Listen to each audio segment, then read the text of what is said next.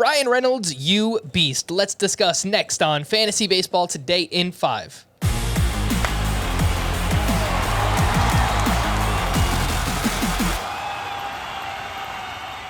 Welcome into FBT in 5. As always, make sure to follow us on Spotify. Today is Thursday, June 30th. I am Frank Stanfield, joined by Chris Towers. And Bryan Reynolds, flexing the muscles on Wednesday. 3 home runs, added 6 RBI. Just had a massive June, Chris, where he hit 337, 8 homers, 19 RBI, and OPS over 1,000. On pace for 30 home runs. I went ahead and moved Bryan Reynolds inside of my top 20 outfielders rest of season. What do you think? That's the right range. I mean, I've pretty much kept him in that range. He was like 21, 22 for most of the season, and that's still where he is. I've got him 21 right now, so if you look at a head-to-head points league, that's just behind Julio Rodriguez at 17, then Tommy Edman, Giancarlo Stanton, Kyle Schwarber, and Bryan Reynolds. So I think that's a pretty flexible range, but he's above Nick Castellanos now for me, Whit Merrifield, Christian Yelich. I think Bryan Reynolds might be the end of where I feel good about outfield right now. I think that makes a lot of sense. Let's rank these interesting corner infielders. Alex Kirilloff, just stay healthy, man. In 12 games since returning to the Twins, he's batting .325, 1 homer, 5 doubles, 12 RBI. He's hitting the ball hard. He's only 67% rostered. Rowdy Tellez, a double dong on Wednesday, his second time in his last 3 games.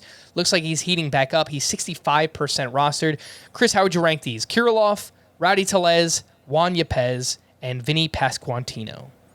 I would go Kirilloff, Pasquantino, Yepez, and Rowdy. I think Yepez and Pasquantino are pretty similar players, actually, and the reason I think that I give Pasquantino the edge there is he's a little more hyped right now, and so you're more likely to miss out if you don't add him now, and he's an impact player.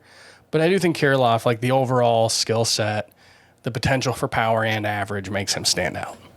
All right. Unfortunately, Jazz Chisholm was placed on the IL with a lower back strain on Wednesday, and this is a big loss because he's a top 30 player in roto leagues right now. So let's try and find some replacements. In shallower leagues, Chris, Ahmed Rosario just having a bonkers June right now. Christopher Morel slowed down recently a little bit, but did have a big game on Wednesday. Who would you rather have between those two in shallower leagues, Rosario and Morel? I would go with Morel, and maybe this is just holding Ahmed Rosario's experience against him, but I don't see much in his underlying skill set to suggest that he's taken a big step forward. I mean, there are obviously skills there that are very tantalizing. He's very fast.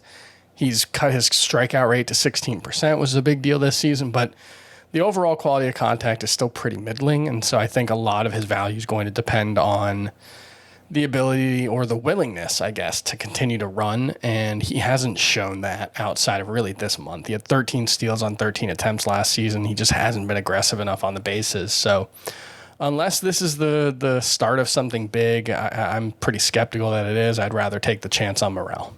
In medium depth leagues, 3 middle infielders we talk about quite a bit. Chris, how are you ranking these 3? Luis Garcia, Gavin Lux, and Nico Horner.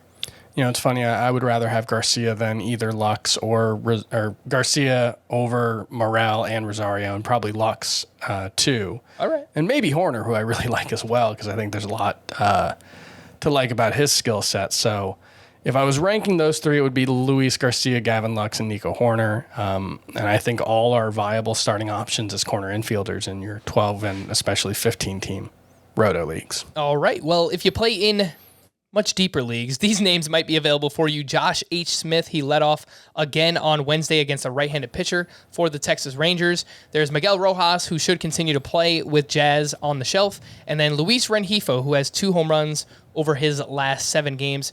Chris, who do you like most if you play in a deeper league out of those names? I think Josh Smith is the only one I have really any interest in. Rojas, you're hoping for like a 275 batting average and not much else from him. And Rengifo, I'm not even sure you can hope for that. So Smith at least has the potential for some decent counting stats as a leadoff hitter. He's the only one I have much interest in. All right. For more extensive fantasy baseball coverage, listen to the Fantasy Baseball Today podcast on Spotify, Apple Podcasts, Stitcher, your smart speakers, or anywhere else podcasts are found. And thanks for listening to Fantasy Baseball Today in 5. We'll be back again tomorrow. Bye-bye.